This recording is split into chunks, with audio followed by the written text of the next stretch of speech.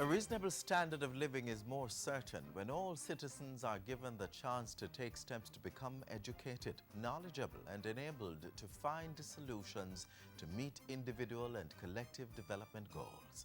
Hi there, I'm Adrian Atkinson, and in this edition of Jamaica Magazine, a gift to the nation on its 52nd independence anniversary. Plus, improving literacy among the population. Also on the pages, the Ministry of Education's guidelines for textbooks. Stay with us for these, our top news stories of the week, and more on the other side of this break.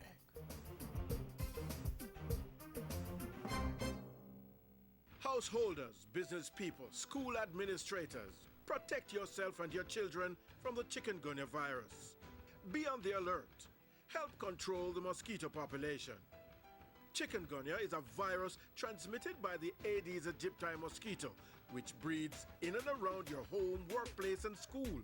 Destroy breeding sites. Empty old tires and all other containers where water can settle. Bore holes in old cans. Cover water drums and garbage cans. Wash flower pots and vases and clean pet dishes regularly. Protect yourself from mosquito bites. Cover your body as much as possible and use mosquito repellent containing DEET. And if you're experiencing symptoms of chikungunya, a sudden high fever, headache, rash, nausea, pain, stiffness, or severe joint pains, see your doctor or go to the nearest health center. Modern highway development is expanding and is considered a fillip to further economic growth and improved quality of life for all Jamaicans. The latest segment of the Highway 2000 project was opened to the public as a gift to the nation on its 52nd independence anniversary. Another milestone achievement, Highway 2000, the centerpiece of Jamaica's multi-year Millennium Projects program, continues to unfold. It's a 4 to 6 lane controlled access tolled motorway with grade separated interchanges and intersections built according to modern international standards. The goal is to connect the capital Kingston with Montego Bay and Ocho Rios, passing through St. Catherine, Manchester, St. Elizabeth, Westmoreland, Hanover, and St. Anne. Highway 2000 was conceptualized by Dr. Kingsley Thomas, the first chairman of the National Road Operating and Construction Company, NROC. Initiated by the government of Jamaica in September 1999, it was announced by then Prime Minister P.J. Patterson. Under his watch, phased construction of segments of the east-west corridor was completed by French investors Bouygues Travaux Publics. By 2006, the entire segment from the Portmore Causeway to Bushy Park in Clarendon was completed, and Jamaica celebrated this historic achievement. Under subsequent administrations, work continued, leading to an extension from Bushy Park to Sandy Bay and from Sandy Bay to May Pen. Then in 2007, Cabinet approved another contract with Bouygues Travaux Publics to carry out the design and construction for the north-south corridor of Highway 2000, also known as the Mount Rosser Bypass. After some unexpected challenges and delays, a new company was brought on board to finish the work. In June 2012, the Portia Simpson Miller administration signed a concession and implementation agreement with Chinese firm China Harbor Engineering Company, CHEC, to do the job.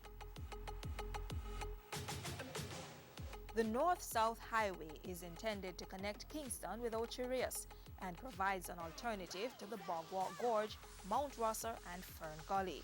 It's divided into 3 segments, from Ferry Caymanas to Linstead and from Linstead to Moneague, with a 3rd segment stretching from Moneague to Marmy Bay in Ocho Rios. Segment 2 from Linstead to Moneague is arguably the most significant road infrastructure engineering project ever done in Jamaica, given the technical expertise needed to construct the roadway across difficult hilly terrain. The 19.3-kilometer 4-lane highway was completed in mid-2014.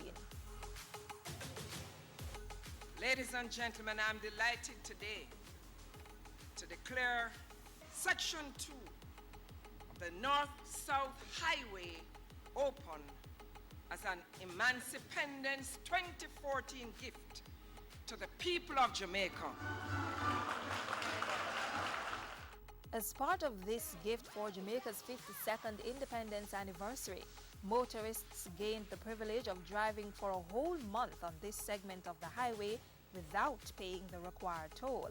But far beyond that, the benefits and possibilities for economic advancement being created by the highway are huge. It gives meaning to the argument that the road to development is paved by the development of roads. This one coming as a private investment of over $720 million represents a strategic policy direction of private sector-led growth, even for public infrastructure. We're well on our way to our national economic goal on the road to growth and development. There can be no turning back. The completion of this section of the toll road has immediate benefits in terms of the reduction of travel time between the north and south coast. Reduction of travel time between the two coasts will translate immediately to increased productivity and result in significant savings for all who utilize the bypass in terms of expenditure on gasoline or wear and tear on their motor vehicles. The overall North-South project is being implemented by way of a 50-year concession agreement that allows the investor check to recoup its expense, after which the government will take over responsibility. Today, we celebrate a long road to strengthen our economy and the heart of our longtime friends from China who have helped us to make it possible.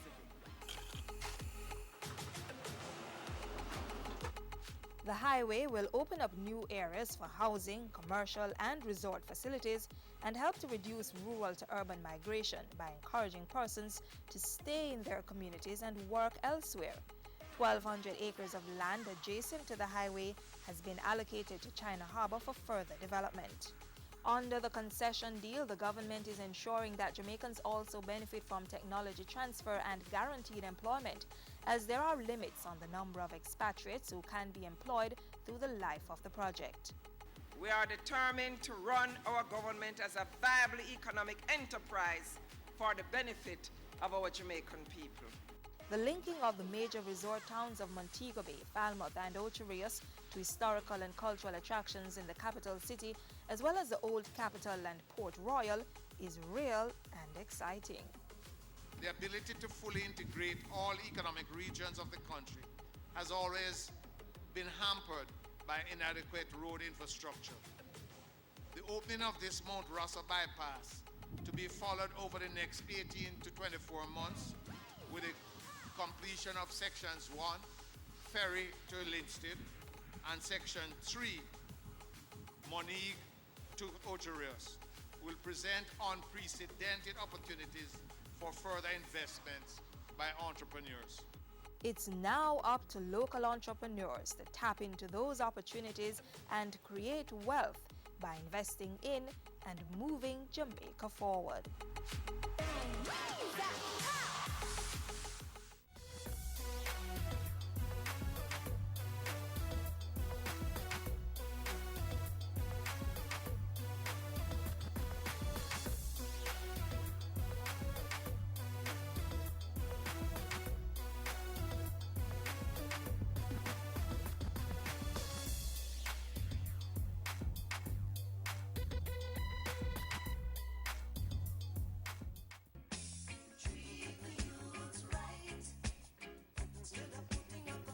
I'm Mario Mackenzie, Robin, captain of the Calabar High Track team.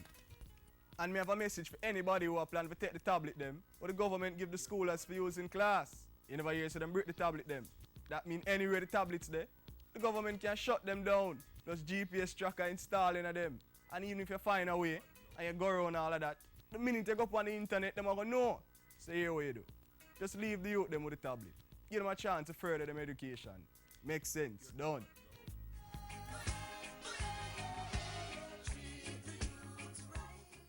Human capital is the single most important factor in the success and viability of any country, and that's why the government is working to improve literacy in Jamaica. Its latest intervention is the deployment of specialist teachers to help schools meet their targets.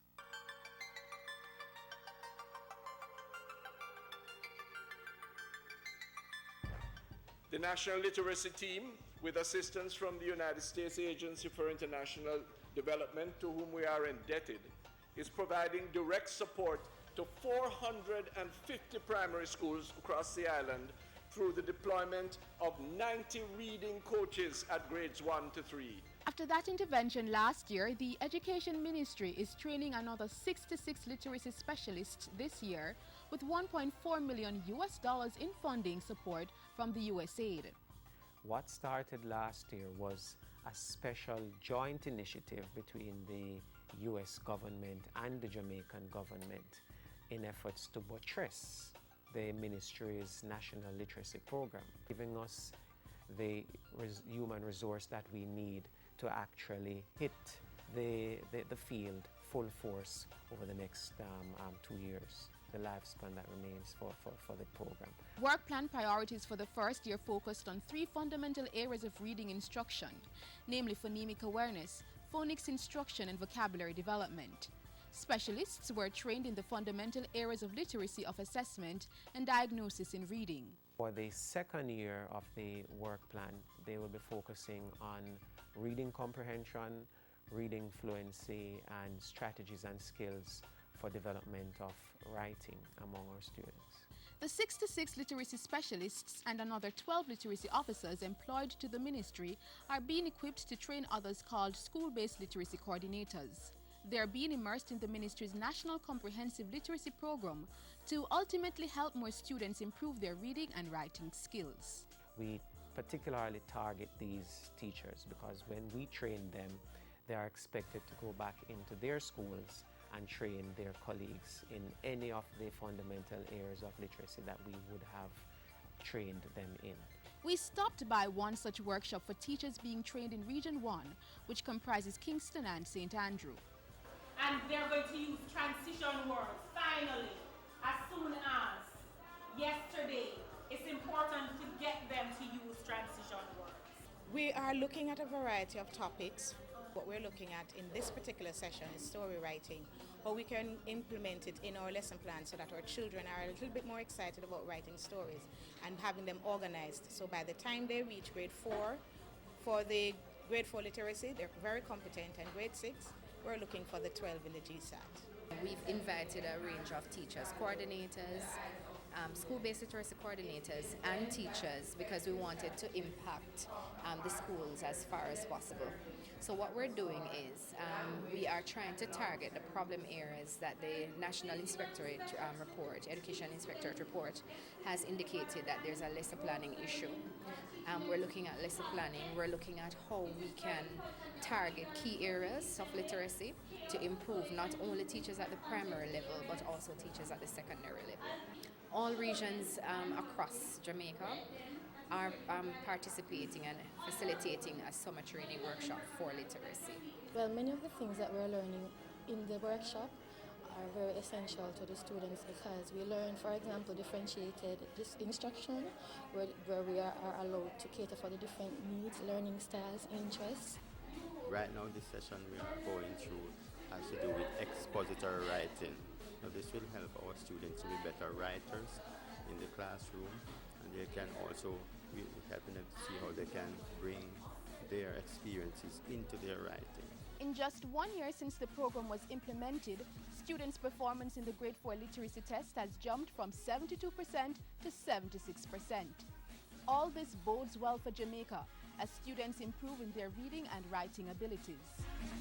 Using this past success as an indicator, the ministry is convinced that the work being done this fiscal year will lead to further improvements in literacy among students, supporting government's strategic priority of human capital development. And I do believe that when 2015 comes, we will be celebrating our 85% achievement and looking forward to sustaining and building on that.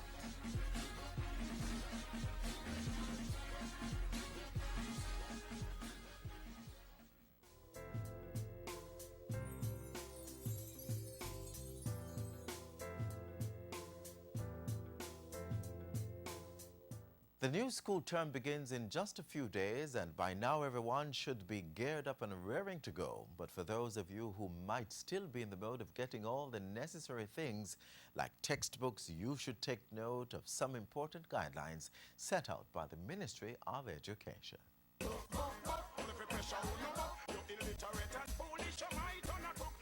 It's that time of year again when parents are busy shopping for back-to-school items.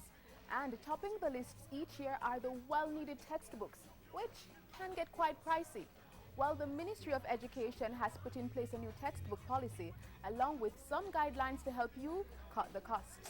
For the first time, the Ministry of Education has reviewed all book lists from the school and will be approving the list of books for schools to give parents to purchase at different grades. No book lists are to be issued by schools unless approved by the Ministry of Education. That policy has set the stage for schools and parents to clamp down on the exorbitant cost of many of the books assigned to students each year. We want to give our parents a fair opportunity to spend on what is necessary for their children's education. This is bolstered by the fact that the ministry already provides the core books needed for schools at both the primary and secondary level. In fact, $900 million was awarded to the textbook program this year to replace lost or destroyed books within the school system. But for those parents that still need to buy, we're giving some guidelines.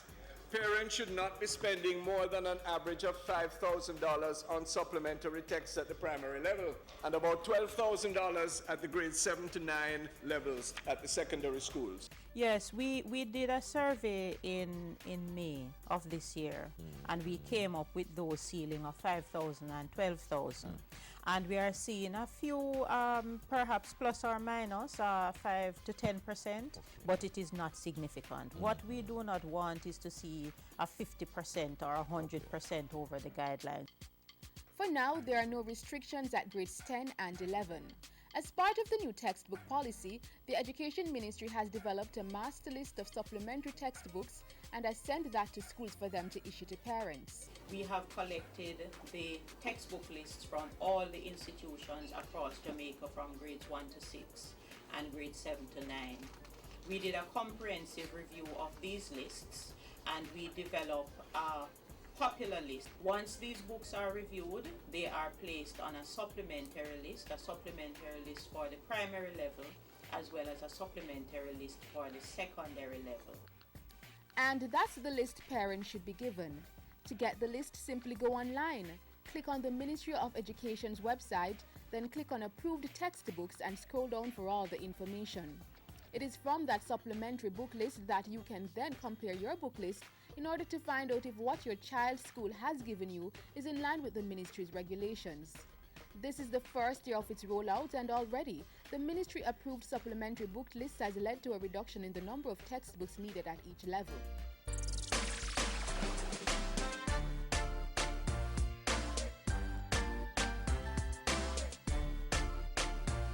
School officials and parents are attesting to the benefits of the new policy, like Hortense Dolphy, whose child is about to start grade 4. Her daughter received a book scholarship from Almond Town Primary, and school officials are declaring that they were able to get all the necessary books from the ministry's supplementary list within range of what the ministry stipulated. These books, they value about $6,000, which is really in range with what the minister is saying, and we'll work with it. We appreciate it. Thank you. As you conduct your textbook shopping, check out the annual school textbook survey on the Consumer Affairs Commission website. When parents are about to go shopping, they can stay at home, contact us. Either they go on our website or call us if they want to do a comparison of prices within their parish, within the city, like for instance Kingston. We can do that kind of comparison based on textbook titles and publishers and so on.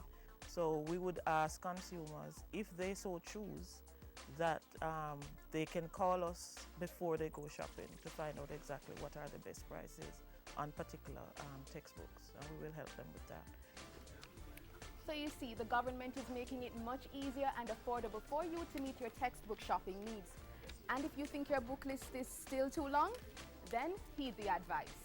take the book list to our regional offices or our central offices. Let us look at those book lists and let us see if they meet the guidelines.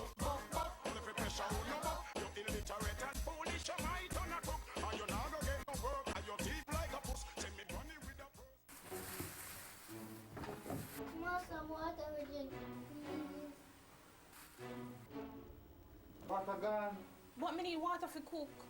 So how me go wash? Let's weather the drought. Start conservation measures today. Check for leaks around your house. Opt for shorter showers over long baths. Reuse water to water plants and lawn. Watch the amount of water you and your family use.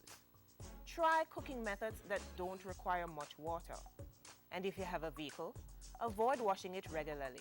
Remember, water is as important as the air we breathe. So conserve our water, conserve our life.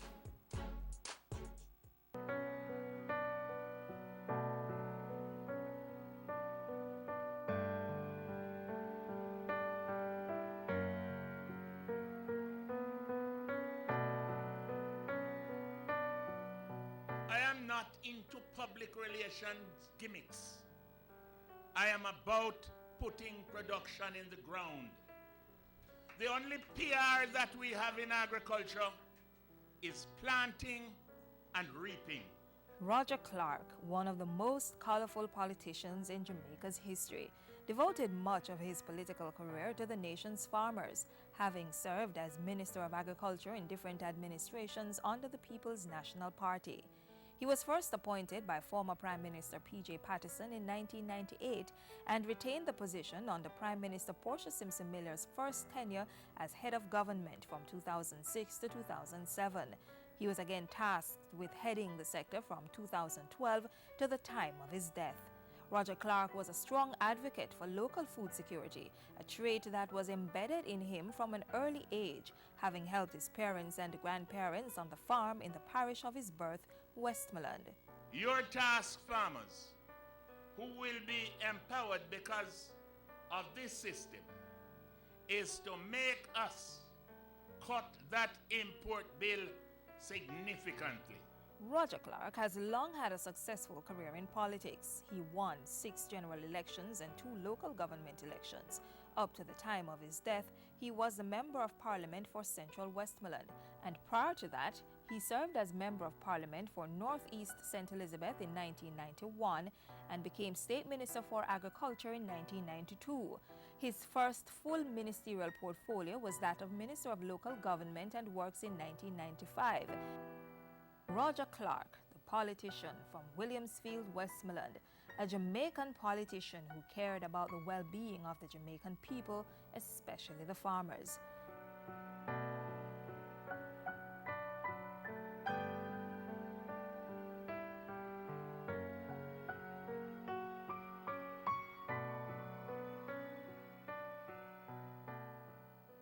Our top news stories of the week are next.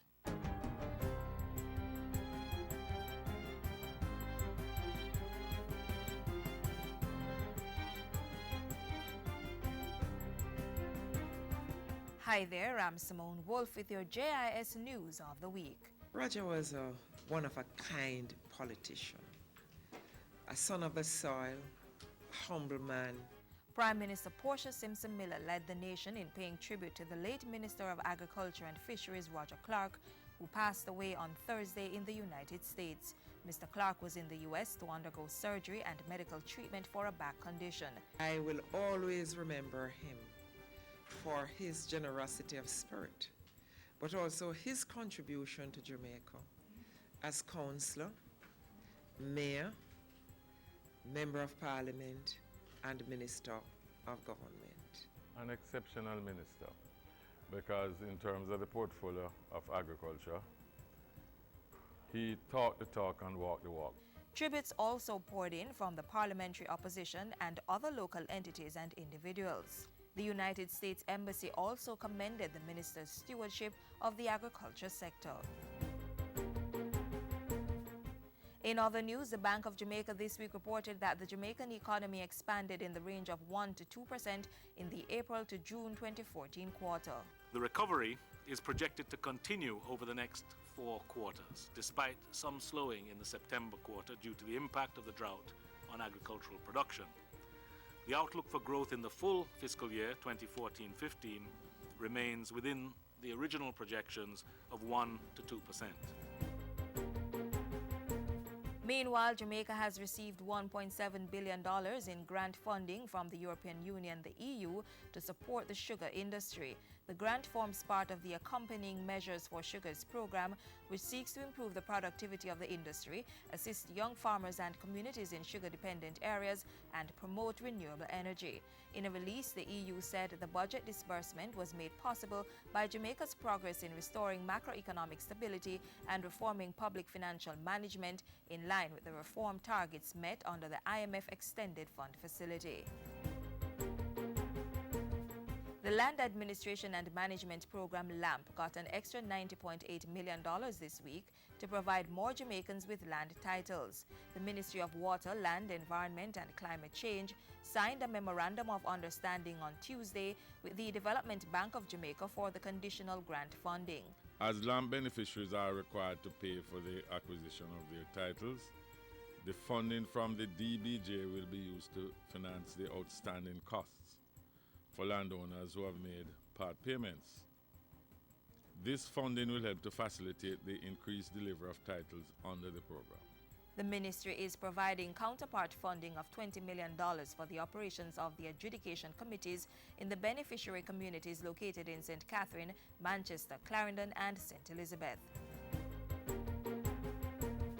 And finally, the Jamaica Urban Transit Company, JUTC, will be rolling out an extra 120 buses September 1 to better meet commuter demand in the Kingston metropolitan region. A total of 445 buses will hit the road on the first official day of the new school year. We have put a number of our buses through maintenance programs during the summer. That has allowed us to maintain and put back in service some 503 units for September. We will run 445, but we will have 503 units up and running, and that will enable us to have a reliable service, because if a bus goes down, we can always substitute. The JUTC's managing director also reiterated that starting Monday morning, children, the disabled and elderly persons traveling on JUTC buses must have their smarter cards to access the concession fare. Without your smarter card, if you fall in these categories, it will mean that you have to pay the only fare that a driver can sell, and the only fare that the driver will be able to sell is $120. On Monday, those students who did not get their smarter cards will be allowed to ride free that day on the condition that the ride will be used to go to one of the JUTC centers to get a card.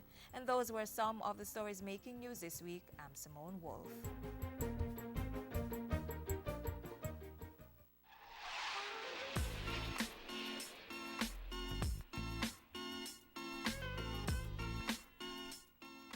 And that's it for today's show. Thanks so much for watching. It was good sharing this half hour with you. Join us again tomorrow for more. But tell us what you thought of the show. Send an email to jamaicamagazine@jis.gov.jm or hit us up on Twitter @JISNews. And of course, our website, jis.gov.jm, remains a constant portal for the very latest government information, so keep the link. On behalf of the entire team here at the JIS, I'm Adrian Atkinson.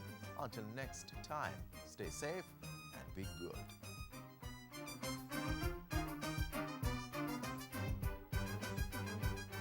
This has been a production of the Jamaica Information Service, the voice of Jamaica.